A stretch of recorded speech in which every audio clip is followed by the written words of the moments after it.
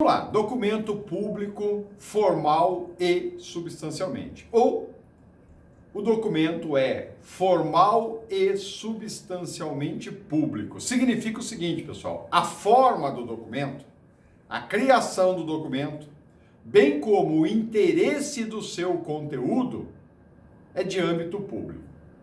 É o documento público propriamente dito. Essa é a grande verdade. Então, o que significa um documento formal e substancialmente público? É todo aquele elaborado por funcionário público, tranquilo isso, não há o que se discutir, com conteúdo, o que está inserido dentro do documento, com conteúdo e relevância jurídica de direito público. E aqueles que, em geral, o funcionário público redige e expede no interesse da administração pública. Portanto, são todos aqueles que decorrem de atos do poder legislativo, do poder executivo e do poder judiciário.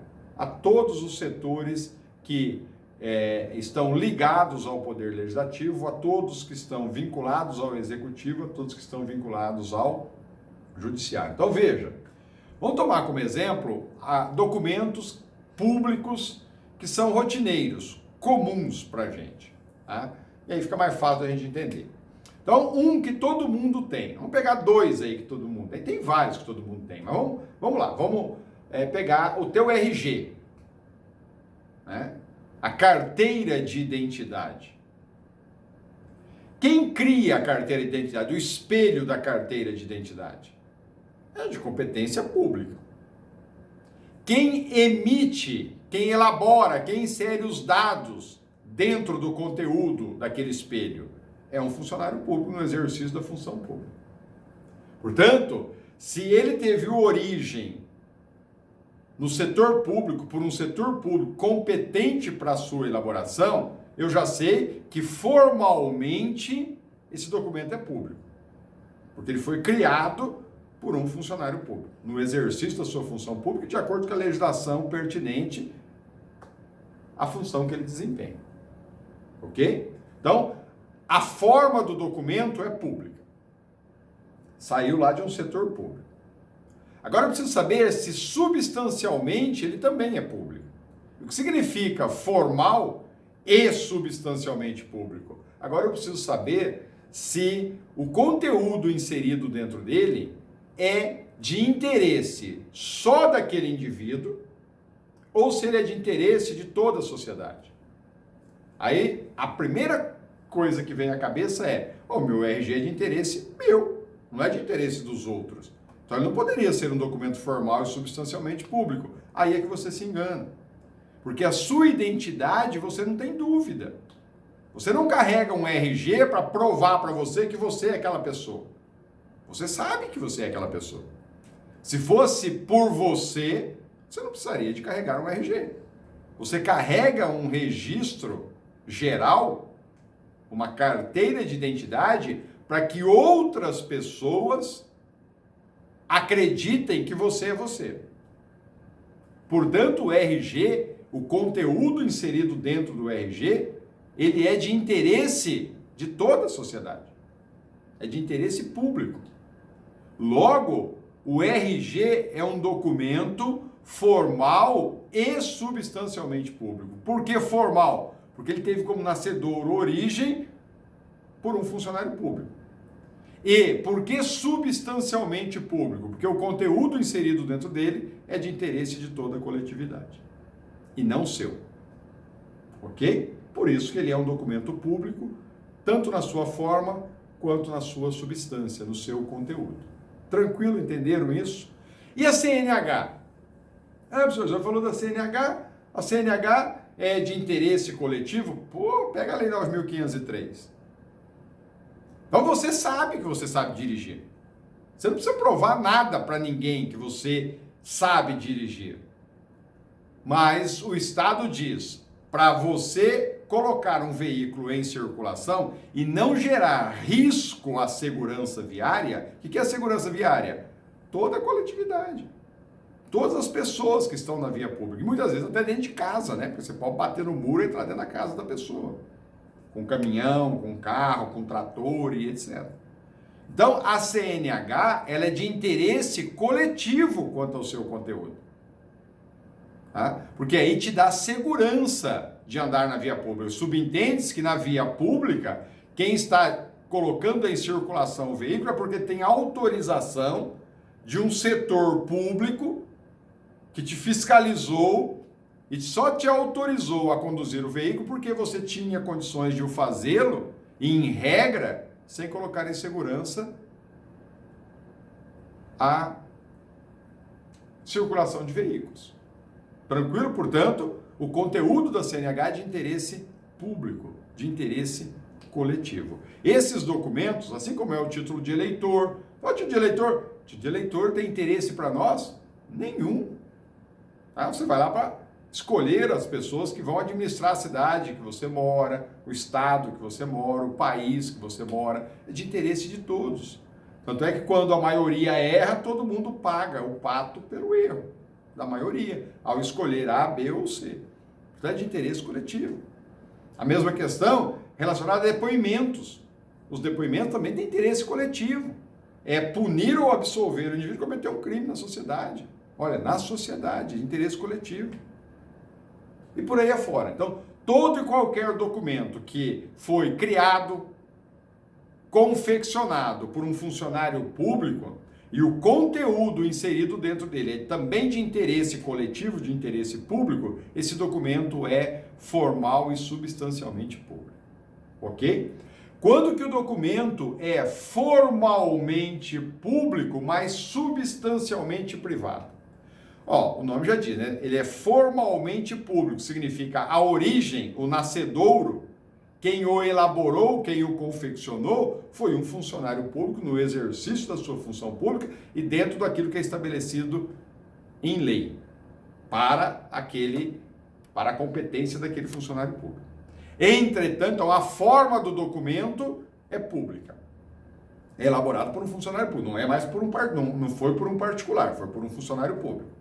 Mas o conteúdo inserido dentro dele, mas substancialmente privado. Então ele é formalmente público, porém substancialmente privado. Significa que o conteúdo inserido dentro dele não é mais de interesse coletivo, é de interesse particular. Ainda assim, esse documento é público, e aí é que você toma cuidado para você não se equivocar. Então veja, uma escritura pública de transferência de uma propriedade imóvel é elaborado por quem? Você vai num cartório de registro de imóveis para elaborar essa escritura. Quem que elabora isso lá no cartório? É um funcionário público. Portanto, a origem da escritura é pública. O próprio nome diz, escritura pública de transferência de propriedade de imóvel. Mas aí eu pergunto para vocês, a quem interessa a transferência do imóvel? Então veja, você comprou um terreno. Aí você vai lá com o vendedor no cartório e faz a transferência por meio de escritura pública. Eu sou o seu vizinho. Qual o interesse que eu tenho na tua compra do terreno? Nenhum. Eu não quero saber se você comprou um, se você comprou dois, se você comprou três, porque eu sei que eu não tenho dinheiro para comprar nenhum. Qual é o interesse coletivo dessa escritura pública? Nenhum. A quem interessa aquela escritura? Só você, comprador, ninguém mais. Ah, professor, mas o Estado não tem interesse? O Estado tem interesse em tributar. Mas o tributo ele pode cobrar seu, do anterior, do posterior, de quem for o dono. Ele vai cobrar do dono.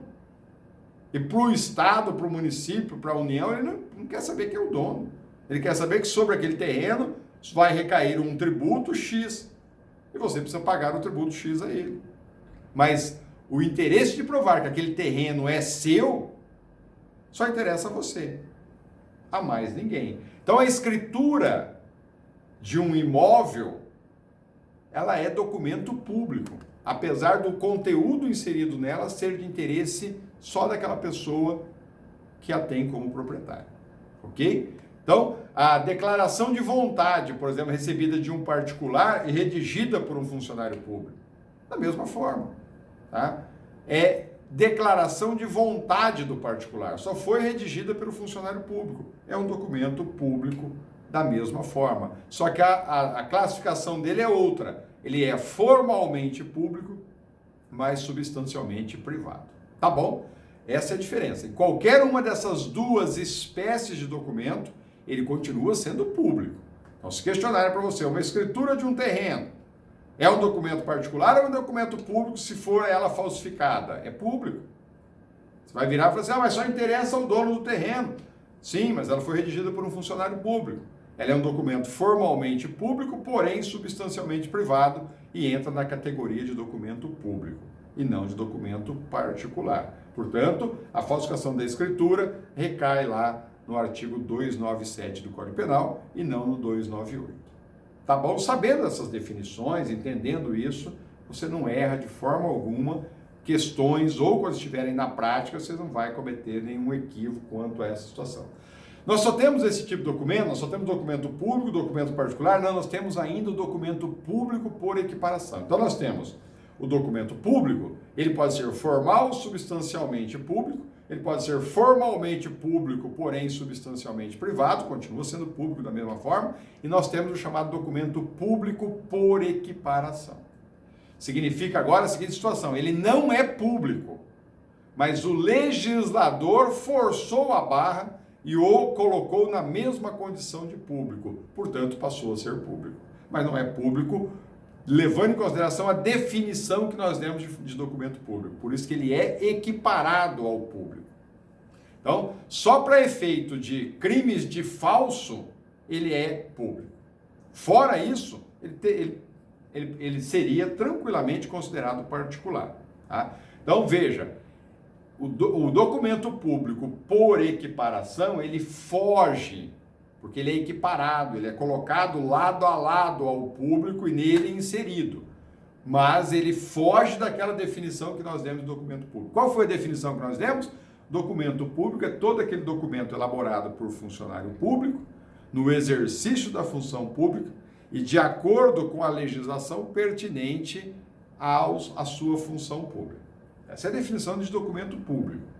O documento público por equiparação, ele foge dessa definição, mas o legislador o colocou na condição de público, portanto, há o crime do 297 se eles forem falsificados. O que vem a ser então o documento público por equiparação? São os documentos particulares que, pela importância que o legislador, que a lei lhe dá, eles são equiparados aos documentos públicos e, portanto, em decorrência da sua importância, são punidos mais gravemente. Por isso que a conduta recai sobre o 297 e não sobre o 298. Mas eles são, levando em consideração a definição que nós demos, particulares, tá bom? Quais são esses documentos? Você vai verificar lá que vai ter um parágrafo do 297 que fala sobre isso, e aí nós já vamos tratar disso aqui para vocês entenderem tudo isso de uma vez. São considerados documentos públicos por equiparação, pessoal, todo aquele documento emanado, criado, confeccionado por entidade paraestatal. O nome já diz, né? Paraestatal, aquela que tem atuação paralela ao Estado. Então, as autarquias, as empresas públicas, a sociedade de economia mista e as fundações instituídas pelo poder público. Todas essas entidades consideradas paraestatais, os documentos por elas elaboradas são considerados documentos públicos por equiparação. Poxa, professor, que interessante, uma sociedade de economia mista, então elabora um documento lá, seria um documento particular. Sim, seria. Para efeito penal, o legislador equiparou ao público? Sim. Então, se eu falsificar um documento de uma sociedade de economia mista, o meu crime recai sobre o artigo 297? Sim, sobre o 297, não sobre o 298. Mas não foi um funcionário público que o redigiu, por isso que ele foge da definição de documento público que nós temos, tá? Por isso que ele é equiparado, senão não seria equiparado, seria documento público propriamente dito. Perfeito? Só esse? Não. Outros, veja. O título ao portador ou transmissível por endosso é um documento equiparado ao público, apesar de ter característica de particular. Então veja, você vai à tua agência bancária lá do, sei lá, Bradesco, Itaú, qualquer agência, qualquer banco que você tenha conta, Né? Você vai lá no caixa eletrônico, digita lá teus dados, tua senha e pede lá um talonário de cheque, sai as folhas de cheque. Foi funcionário público que redigiu aquelas folhas de cheque? Lógico que não. Tá? Foi um programa de computador lançado por um funcionário do banco, portanto particular, que inseriu lá esse programinha para emitir com os dados a sua identificação com os seus dados.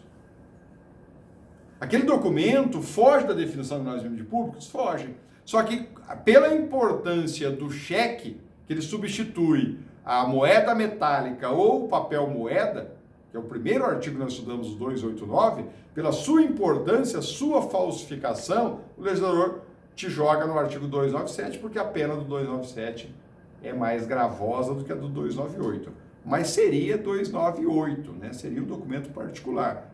Mas o legislador o equiparou, jogou ele lá para o artigo 297. Tá? As ações de sociedades mercantis, portanto, as ações, por exemplo, de sociedades anônimas ou de sociedade comandita por ações. Veja que aqui agora, na sociedade anônima, não é qualquer documento. O legislador diz as ações das sociedades mercantis. Portanto, só as ações. Aquelas ações colocadas lá no mercado para compra e venda, para negociação. Aquelas, pela importância que elas têm, o legislador as equipara a documento público. E por fim, os livros mercantis. Por fim não, que nós ainda temos mais um aí, mas só para vocês entenderem esse, que está quase terminando, né? Os livros mercantis. Quais são os livros mercantis? Aquele utilizado pelos comerciantes, para o registro lá dos seus atos de comércio. Então, veja, você tem uma lojinha aí na cidade, você tem, enfim, um mercado, enfim, um mercadinho, um hipermercado, não importa. Você tem lá livro de registro de entrada e saída de mercadoria. A falsificação daquele livro o equipara ao documento público. Ah, mas qual a importância daquilo? O governo tem, o Estado tem. É sobre ele que se arrecada tributos. Portanto, é documento público. E agora sim, para a gente finalizar as hipóteses de documentos equiparados ao público, o testamento particular. O testamento particular é aquele escrito pessoalmente pelo testador, né? Denominado aí, vocês já viram isso lá no direito civil, de hológrafo. Está previsto lá no 1800 e alguma coisa, 1876 do Código Civil. Tá? O testamento particular, o próprio nome diz, né? Testamento particular. Foi o indivíduo que na casa dele, ele pegou lá e redigiu o testamento. Foge da definição do documento público? Foge. Mas pela sua importância, né? Herança de bens, o legislador o inseriu como sendo documento público por equiparação para efeitos penais. Tranquilo com isso? Só falamos tudo de documento, agora vocês sabem o que é documento, o que é documento público, as 3 espécies de documentos consideradas públicos: formal, substancialmente público, formalmente público, substancialmente particular, e o documento público por equiparação. Tudo que estiver nessa relação é público, tudo que não couber aí é documento particular. Vamos agora analisar as condutas descritas no 297, caput, e automaticamente eliminamos o 298, depois a gente analisa os parágrafos do 297 e encerramos esse assunto. O legislador vai lá no 297 e diz, 297 e 298, e diz falsificar. Nós já estudamos isso lá no 289. Falsificar nada mais é do criar, fabricar, formar materialmente um documento falso, como se ele fosse verdadeiro, que é também chamado de contrafação, que nós também falamos disso lá no artigo 289. Então, o mesmo comportamento do falsificar lá do 289 é o falsificar aqui no 297 e é o falsificar do 298. Não muda absolutamente nada. Falsificar é quando você cria, quando você fabrica, quando você confecciona, quando você forma materialmente o documento. Perfeito? Essa falsificação do 297 e do 298, ela pode ser total ou parcial. E aí, então, eu posso ter contrafação total ou contrafação parcial. Quando que se dá a contrafação total, ou seja, a falsificação total, a imitação do verdadeiro totalmente? Quando o documento aqui é integralmente criado, forjado. Então imagina a seguinte situação: você é dono de uma gráfica ou você compra uma gráfica e você vai lá na sua gráfica e cria um espelho de CNH. E nesse espelho de CNH você insere dados relevantes como conteúdo. Você acabou de falsificar uma CNH. Só que essa falsificação ela é total. Do início ao fim, você fez desde o espelho, desde o papel, até o seu conteúdo. Tudo foi você que elaborou. Então você criou o papel, o formato, né, que a gente chama de espelho, aí vem com os claros, lá com os brancos para você inserir, e você foi lá e digitou os dados, falsificou a assinatura, o nome do diretor do departamento, confeccionou ele inteirinho, do nascedouro até o seu último ato, foi tudo você que realizou. Agora nós estamos diante de uma falsificação total de um documento público. Quando que ela é parcial? Quando uma parte do documento é verdadeira, tá? uma parte do documento é verdadeira e a outra parte do documento, o restante do documento é falso. Então, a falsificação é parcial quando uma parte do documento é verdadeira, a outra parte do documento é falsa. Então, imagine a seguinte situação: a pessoa adiciona ao documento verdadeiro novas partes com conteúdo falso.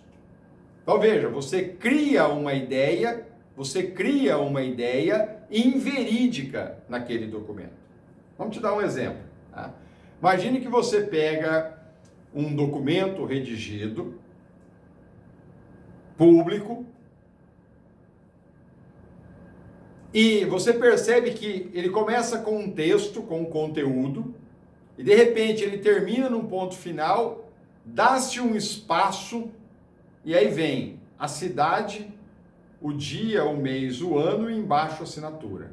Você olha e fala, epa, esse documento é verdadeiro aqui, está perfeito e acabado, mas aqui eu tenho um espaço de, 5 centímetros, que eu consigo acrescentar aqui mais 2 linhas de conteúdos. E aí eu vou lá e acabo inserindo outras palavras, outros termos, naquela sequência que ficou restando, aquele espaço em branco, somado ao que já está originalmente no documento, de maneira que a ideia inserida naquele documento se altera. Logo, estou diante de uma falsificação parcial. Ou então, outro exemplo, alguém entra lá num departamento de trânsito, num Detran, a sede do Detran, que está fechada agora por causa desse problema da pandemia, o indivíduo à noite vai lá, entra e consegue subtrair 50 espelhos de CNH. Aqueles espelhos são verdadeiros, são originais. E aí ele leva o espelho, veja que no exemplo anterior você cria até o espelho. Agora aqui não. Na primeira modalidade, da falsificação total, você falsifica, você cria até o espelho. Agora aqui não, o espelho é verdadeiro. Aquele espelhozinho da CNH é verdadeiro. Você leva o espelho para a tua casa, vai no computador, digita os dados e imprime no documento. Agora eu tenho uma parte verdadeira que é o espelho e os dados inseridos nesse espelho falso. Agora estou diante de uma contrafação parcial. Tá? Então veja que interessante. Nessas situações que eu estou colocando para vocês, o documento ele não pré-existe. Na falsificação, seja ela total ou parcial, o documento não pré-existe. Porém, quando ele fica pronto, ele já nasce falso. Desde o início ele é falso. Veja o exemplo que eu dei. O cara vai lá, cria o espelho de CNH e insere dados. Quando ele terminou de inserir, ela está pronta. Já nasceu falsa? Já nasceu falsa. Ele não pré-existia. O indivíduo entra no departamento de trânsito e pega o espelho. Aquele espelho era um documento completo, acabado? Não. Precisava do funcionário inserir dados. Mas não foi o funcionário, fui eu particular que inseri, porque eu subtraí. Quando eu acabei de inserir, ele ficou pronto. Já está falso. Okay? Nas duas situações, o documento não pré-existia. Professor, mas o espelho de CNH já não pré-existia, mas não tinha nada nele escrito, não tinha conteúdo nenhum, portanto, era um espelho, era um papel sem relevância jurídica, mas verdadeiro aquele papel. A partir do momento que eu vou inserir os dados nele, ele nasceu, ele surgiu, porém, falso. Então, o documento não pré-existia como documento, preenchido aqueles requisitos que nós falamos, e quando ele fica pronto, ele já nasce falso. Tá bom? Então, veja, o legislador menciona falsificar no todo ou em parte, ele não menciona suprimir. Então, veja, a supressão de parte de documento público que altera o seu conteúdo verdadeiro gera o crime do artigo 305, nós vamos chegar nele ainda. Não gera o crime do 297 do Código Penal. Tá bom? Então, veja, quando eu retiro uma palavra, um número do documento, eu não estou falsificando, eu estou fazendo uma supressão de dado relevante desse documento. Aí eu tenho um tipo penal específico para ele. Aqui, o legislador falsifica, ou ele cria o documento em sua totalidade, ou ele acaba inserindo, acrescentando um dado naquele documento. Tá bom? Esta é a primeira modalidade de conduta do 297.